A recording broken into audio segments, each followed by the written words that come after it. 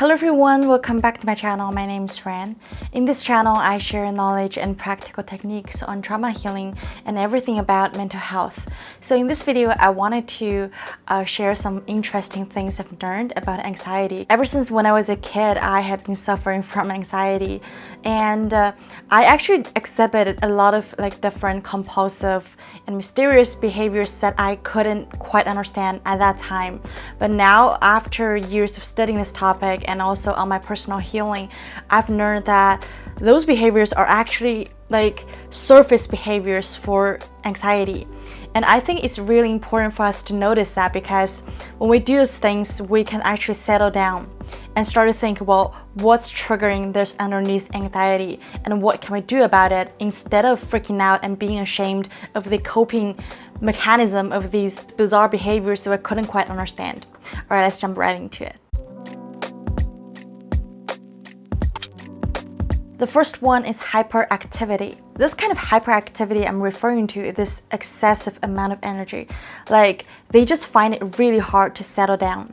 They just constantly show this fidgeting and restless side to you. This is a typical behavior of mine, because ever since when I was a little kid, I remember precisely the time, when I was probably 4 years old, when my mom got hospitalized because of her cancer. Watching her lying there and slowly dying, and watching her just gradually lose this vitality of life is extremely difficult for a child. I'm sure I was going through a lot of painful stuff at that time, but I somehow managed to find this distraction, which is being super active.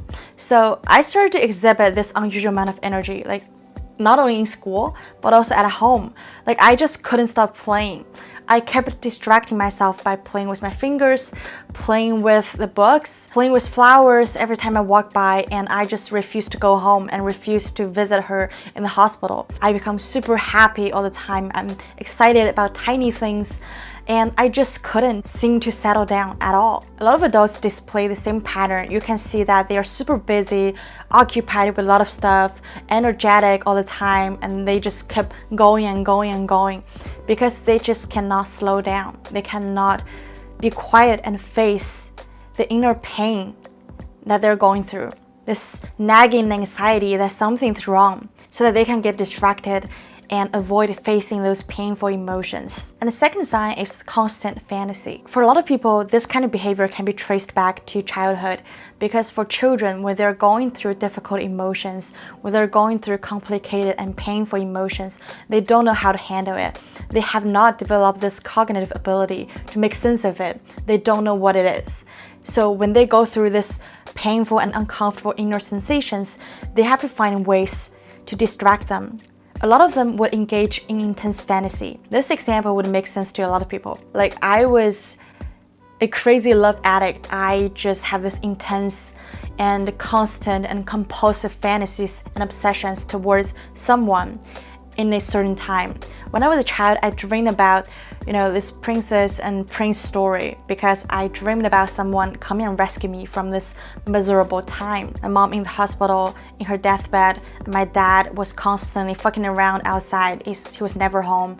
And with this ongoing divorce thing going on between them, but they have to lie to me. They tell me everything's fine. And I just knew that this environment wasn't safe for me. I couldn't trust anyone around me. This kind of habit continued through my adulthood. Whenever I have this shame, whenever I have this fear of being abandoned, whenever I have this anxiety of separation, I would engage in fantasy. And the worse the circumstances, the stronger the fantasy becomes. I would spend 24 hours just being in bed, just being in my own mind, because those kind of fantasy just save me temporarily, because in reality there's nobody to provide me love and support and emotional engagement, any kind of assurance. No, none of them. Fantasy becomes this temporary dose of drug to numb ourselves, to bring us temporary euphoric feeling that, we feel like the reality is not so unbearable after all. The third one is constant approval and attention seeking. For people with this behavior, underneath is this anxiety towards disconnection and being abandoned. They are so terrified of being left alone. Maybe it started from our childhood, or they engaged in like a long-term, unhealthy, narcissistic, abusive relationship. But for people like this, they are terrified to be alone because maybe underneath that they haven't developed this ability to be internally focused.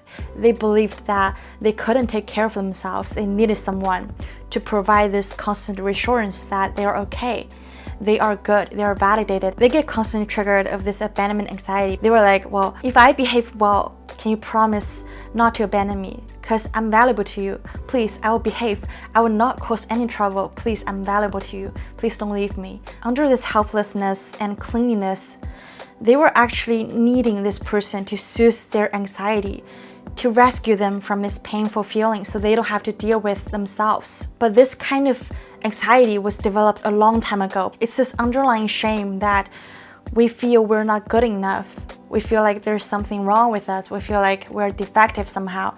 Hence, nobody wants me. Hence, we must adapt ourselves to the environment, to this person, to cater for their needs, to make them happy, to please them, so that when they finally get this attention and approval from this specific person, they feel extremely relieved that, whoa, there's nothing wrong with me. I'm okay. I'm wanted by people. But this kind of pattern increases the dependence on the specific person, on the specific relationship, which further weakens their ability to believe themselves, to believe that they are validated, they are adults now, they can take care of themselves. And the fourth one is skin or nail picking. I actually learned this behavior from my mom when I was a little kid. I remember when I was in kindergarten because my mom picked her nail all the time. I didn't know what it was, but I watched her and I learned this from her. And I think somehow this developed into a coping mechanism for me as well. Not until I started studying this topic, I've learned that, well, actually, when people do this, when people pick their nails or skins, they are experiencing some kind of control over themselves instead of total loss of control over the external world, because they are panicking, they're anxious about the world. They have no idea how the world's gonna be. The unknown seems threatening to them. It's very scary to them. So they have to exert some kind of control. And the only control they have is how they do this. So skin and nail picking serves as a temporary relief for them, as a distraction for them from their anxiety. Even though afterwards they would experience this shameful feeling that the things I'm doing is so bizarre and so weird. I'm really weird. I don't make sense to people. I'm ashamed of telling people that I get some kind of pleasure and relief from this behavior, which actually intensify their anxiety during the cycle. And the fifth one is overly sensitive and easily startled. Of course, for some portion of people, they are born with this trait. They are highly sensitive people. They are naturally very sensitive towards maybe light and sound, smells and stuff.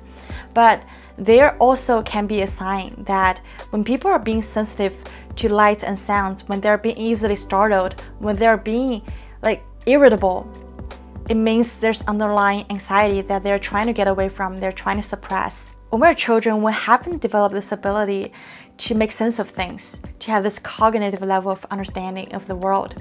So we see the world through the eyes of our parents, of their response to us, of our interaction with them. For example, if they provide us this safe environment, meaning that they are accessible to us, they're attentive to our needs, they take care of us, they provide positive feedback to us, we learn that we're okay, we learn that environment is safe. But for children who don't get this sufficient care and reassurance, we mistrust people, we mistrust the world, we interpret this world as an unsafe place to respond to our needs, even they would hurt us, they are hostile towards us.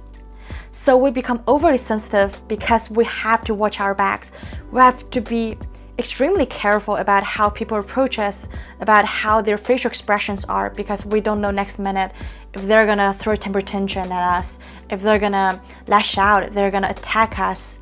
So out of self-preservation, we have to be overly sensitive. For people who interpret the world as unsafe, as hostile towards them, they have to be constantly on guard. They have to be hypervigilant. They're already super anxious, so anything, any stimulus, tiny little bit one, could push them to the edge, could cause them to overreact to go explosive to people, to lash out, and to throw temper tantrum. The reason I'm making this video is that I hope by understanding, by making sense of those seemingly bizarre, compulsive, or weird behaviors, we can actually unattach ourselves, unattach this shameful feeling towards it. Because some of us, we not only go through the anxiety itself, we attach the shame to it. So we experience double anxiety, which makes our life unbearable. Alright, I hope this video is helpful. If you like it, please give it a thumbs up. If you wanted to see more videos like this, please subscribe, and I'll see you next time. Bye bye.